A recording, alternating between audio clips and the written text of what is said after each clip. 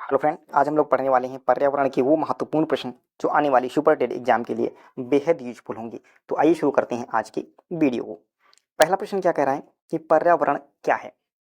मनुष्य का आवास, जीवों और उनके आसपास के भौतिक कारकों का समग्र, पृथ्वी की जलवायु, वनस्पति और जीव जंतु। तो यहाँ पर कौन सा ऑप्शन हमारा करेक्ट होगा? बी ऑप्शन हमारा करेक्ट हो जाएगा। क्या? जीवों और उनके आसपास के भौतिक कारक जो होंगे उनको क्या कहते हैं? पर्यावरण कहा जाता है। ठीक है, चलो आगे बढ़ेंगे प्रश्न नंबर 2 की तरफ। दूसरा प्रश्न कह रहा है कि ओजोन परत किसे रोकने में सहायक होती है?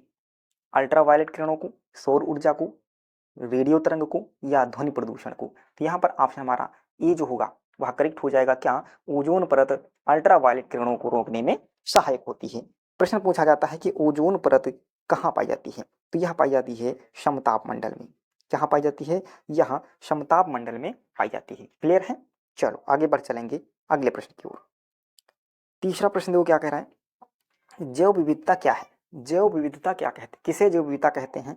विभिन्न प्रकार के वनों का होना, विभिन्न प्रकार के जीवों और वनस्पतियों का होना, पृथ्वी का तापमान या वायुमंडल का दबाव। यहाँ पर कौन सा ऑप्शन करेक्ट हो जाएगा? बी ऑप्शन हमारा जो होगा वह करेक्ट हो जाएगा, विभिन्न प्रकार के जीवों और वनस्पतियों का होना। प्रश्न नंबर 4 है, ग्लोबल वार्मिंग। ग्लोबल वार्मिंग का मुख्य कारण क्या है? अधिक वर्षा होना, उस कारण से ग्लोबल वार्मिंग हो जाएगी। हरित गैसों का उत्सर्जन करने से हो जाएगी, ध्वनि प्रदूषण से होगी, या फिर ध्रुवीय हिम का पिघलना, इससे आपको ग्लोबल वार्मिंग का मुख्य कारण होगा। यहाँ पर कौन सा ऑप्शन करेक्ट हो जाएगा? बी ऑप्शन करेक्ट होगा, हरित ग्रह गैसों का उत्सर्जन। क्लियर है? चलो अगला प्रश्न है आपके लिए कि हरित ग्रह प्रभाव किससे संबंधित है? जो हरित ग्रह प्रभाव है वह किससे संबंधित है?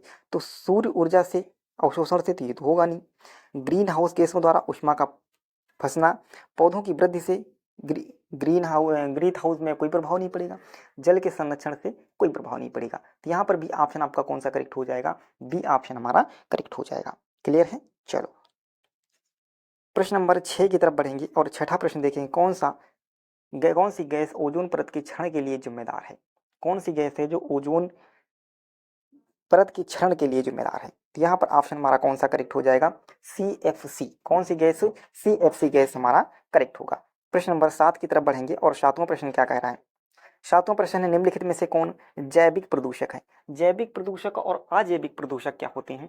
जैविक प्रदूषक वो होते हैं जो पर्यावरण के साथ घुल मिल जाते हैं, यानी सड़ गल जाते हैं। और अजैविक प्रदूषण क्या होंगे? जो सड़े गले नहीं। जैसे प्लास्टिक, तो प्लास्टिक कैसा हो जाएगा? अजैविक हो जाएगा। पेट्रोल क्या हो जाएगा? अजैविक में आएगा। शीशा क्या होगा? अजैविक में आएगा। तो यहाँ पर हमारा कौन सा ऑप्शन करेक्ट हो जाएगा? वनस्पति के जो अवशेष होते हैं, जो पेड़ पौधे कटे उनके जो अवशेष होते हैं, यह पर्यावरण में आसानी से सड़ गल जाते हैं। इनको हम लोग जैविक के नाम से जाना जाता है। आगे बढ़ेंगे प्रश्न नंबर 8 की तरफ। आठवां प्रश्न कह रहा है कि कौन सा नवीकरणीय ऊर्जा का स्रोत है? नवीकरणीय ऊर्जा का स्रोत कौन सा है? नवीकरणीय ऊर्जा का स्रोत कोयला होगा? नहीं, कोयला का यूज करेंगे यह समाप्त हो जाएगा, यानी नवीकरणीय ऊर्जा जो ना समाप्त होने वाला हो, निरंतर उनका यूज करते रहेंगे।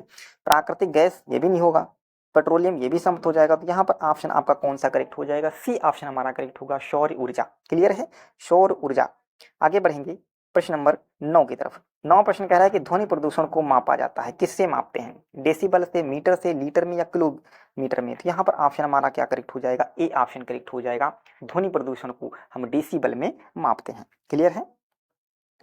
चलो आगे बढ़ेंगे प्रश्न नंबर 10 की तरफ। और 10वां प्रश्न कह रहा है कि पर्यावरण संरक्षण अधिनियम कब लागू किया गया था? 1980, 86, 91 या 95? तो पर्यावरण संरक्षण अधिनियम कब लागू किया गया था? यह लागू किया गया था 1986 को। बी ऑप्शन जो होगा वह एकदम करेक्ट हो जाने वाला है। प्रश्न नंबर 11 कह रहा है कि बायोडिग्रेडेबल पदार्थ क्या होते हैं? बायोडिग्रेडेबल पदार्थ वो होते हैं जो पर्यावरण के साथ में घुल मिल जाते हैं। जो पानी में ना घुलें बिल्कुल गलत हो जाएगा, जो पर्यावरण में घुल जाते हैं उसी को हम लोग कहते हैं, यानी बी ऑप्शन हमारा क्या हो गया? करेक्ट हो गया। क्लियर है बाबू? चलो भैया आगे बढ़ेंगे अगले प्रश्न की ओर। प्रश्न नंबर 12 देखो क्या कह रहा है। 12वां प्रश्न है कि निम्नलिखित में से कौन सा प्रदूषण का प्रकार नहीं है? तो जल प्रदूषण ये भी एक प्रकार है, वायु प्रदूषण ये भी प्रकार है, ध्वनि प्रदूषण ये भी एक प्रकार है, लेकिन प्रकाश का प्रदूषण कोई नहीं होता है, यानी डी ऑप्शन हमारा क्या हो गया? एकदम करेक्ट हो गया। डी ऑप्शन के साथ जो बच्चे गए हैं उनका आंसर एकदम करेक्ट है। चलो आगे बढ़ेंगे और अगला प्रश्न देखेंगे, प्रश्न नंबर 13, कार्बन डाइऑक्साइड का अधिक स्तर क्या कारण बनता है? यानी कार्बन डाइऑक्साइड का जब स्तर बढ़ जाता है, ये क्यों बढ़ता है, इसका कौन सा मुख्य कारण है? वायुमंडल में अधिक ऑक्सीजन होगी, ऑक्सीजन होने से कार्बन डाइऑक्साइड नहीं बढ़ती है, ये ऑप्शन हमारा गलत हो गया। वायुमंडल में अधिक ऊष्मा हो जाएगी तब होगा, या वायुमंडल में अधिक जल होगा, जल के बढ़ने से भी नहीं होगा, और वायुमंडल में अधिक नाइट्रोजन होगी, उससे बढ़ने से भी नहीं होगा। तो यहाँ पर हमारा ऑप्शन कौन सा करेक्ट हो गया? बी ऑप्शन हमारा करेक्ट हो गया। यदि वायुमंडल में अधिक ऊष्मा बढ़ जाएगी तो वहां पर क्या हो जाएगा? कार्बन डाइऑक्साइड का स्तर बढ़ जाएगा। क्लियर है? अगला प्रश्न वो क्या कह रहा है कि किस ऊर्जा स्रोत से प्रदूषण नहीं होता है? बात की गई है यहाँ से प्रदूषण नहीं होता है, तो कौन सा ऐसा होगा? पेट्रोल से प्रदूषण होगा, कोयले से प्रदूषण होगा, परमाणु ऊर्जा से प्रदूषण होगा। तो यहाँ पर ऑप्शन आपका कौन सा करेक्ट हो गया? सौर ऊर्जा। सौर ऊर्जा से कोई भी प्रदूषण नहीं होता है। आगे बढ़ेंगे, कह रहा है कि क्योटो प्रोटोकॉल का मुख्य उद्देश्य क्या है? क्योटो प्रोटोकॉल जो हुआ था, इसका मुख्य उद्देश्य क्या था? वन संरक्षण से था? नहीं, वन संरक्षण से था। जल प्रदूषण से था? तो ये भी गलत हो गया। ग्रीन हाउस गैसों को कम करने से था, यानी सी ऑप्शन हमारा क्या हो गया? करेक्ट हो गया। सी ऑप्शन जिसने लगाया उसका आंसर एकदम करेक्ट हो गया। सतत विकास का मुख्य उद्देश्य क्या है? सतत विकास, सतत विकास, केवल शब्द आप देखोगे तो ये तो ऐसे ही गलत हो गया। केवल शब्द दे रखा तो ये भी गलत हो गया। केवल शब्द दे रखा ये भी। केवल शब्द जो होता है ये नकारात्मक होता है, तो केवल शब्द जहां भी मिलेगा उसको हम ऐसे कट कर देंगे। सतत विकास क्या होगा? पर्यावरण और विकास का संतुलन, यानी कौन सा ऑप्शन करेक्ट हो गया? सी ऑप्शन हमारा करेक्ट होने वाला है ना। चलो आगे बढ़ेंगे प्रश्न नंबर 17 की तरफ, और 17वां प्रश्न कह रहा है कि किस जीवाश्म ईंधन का जलना ग्लोबल वार्मिंग को बढ़ाता है?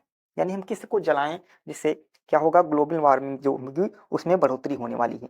तो ग्लोबल वार्मिंग में बढ़ोतरी किससे होगी? कोयला जलाएंगे, पानी, हवा या सौर ऊर्जा? तो यहाँ पर क्या हो जाएगा? ए ऑप्शन हमारा करेक्ट हो जाएगा। यदि हम कोयले का दहन करेंगे तो ग्लोबल वार्मिंग में इसकी बढ़ोतरी हो जाएगी। क्लियर है? तो ए ऑप्शन हमारा जो होगा वह करेक्ट होने वाला है। चलो, पृथ्वी कह रहा है, प्रश्न कह रहा है कि पृथ्वी का ग्रीन फेफड़ा किसे कहा जाता है? तो पृथ्वी का ग्रीन फेफड़ा हम किसे कहते हैं? महासागर को कहते हैं, वर्षावन को कहते हैं, हिमालय को कहते हैं, मरुस्थल को कहते हैं? तो यह तो बेहद आसान है, किसे कहेंगे? वर्षावन को हम लोग कहा जाता है। बी ऑप्शन हमारा करेक्ट है। बी ऑप्शन जो होगा वह करेक्ट है। चलो 19वां प्रश्न देखो और 19वें प्रश्न का उत्तर करो। 19वां प्रश्न है, कार्बन फुटप्रिंट क्या है? कार्बन फुटप्रिंट क्या है? मनुष्यों द्वारा उत्सर्जित कुल ऑक्सीजन, गलत हो गया। मनुष्यों द्वारा उत्सर्जित कुल कार्बन डाइऑक्साइड, वृक्षों द्वारा अवशोषित कार्बन, या वर्ष घनत्व? तो यहाँ पर बी ऑप्शन करेक्ट हो जाएगा। क्या? मनुष्यों द्वारा उत्सर्जित कुल कार्बन डाइऑक्साइड जो होगा उसे हम लोग कार्बन फुटप्रिंट के नाम से जानेंगे। बी ऑप्शन हमारा क्या होगा? करेक्ट हो जाएगा। आगे बढ़ेंगे प्रश्न नंबर 20 की तरफ, और ये हमारा आखिरी प्रश्न होगा। प्रश्न कह रहा है कि कौन सा कार्य जलवायु परिवर्तन को रोकने में सहायक हो सकता है? ऐसा कौन सा कार्य हम करें जो जलवायु परिवर्तन को रोकने में हेल्प मिल जाए? अधिक उद्योग का निर्माण कर दें, तब तो और ज़्यादा जलवायु की प्रॉब्लम हो जाएगी। अधिक पेड़ लगा दें, क्या करें? अधिक से अधिक पेड़ लगा दें, तो हमारा जो पर्यावरण पर जलवायु परिवर्तन है उसमें हम लोग सहायक हो सकते हैं। कह रहे हैं जीवाश्म ईंधन का अधिक उपयोग कर देंगे। जब अधिक उपयोग करोगे कैसे? जल संसाधनों का अधिक उपयोग कर दोगे, तब भी ये गलत हो जाएगा। तो बी ऑप्शन जो होगा वह हमारा करेक्ट हो जाएगा। तो कैसा लगा आज का वीडियो हमें कमेंट बॉक्स में जरूर बताइएगा। आपका 20 में से कितना स्कोर रहा है? आप कमेंट में हमें जरूर बताइएगा कि आप 20 में से कितने प्रश्न कर पाए हैं।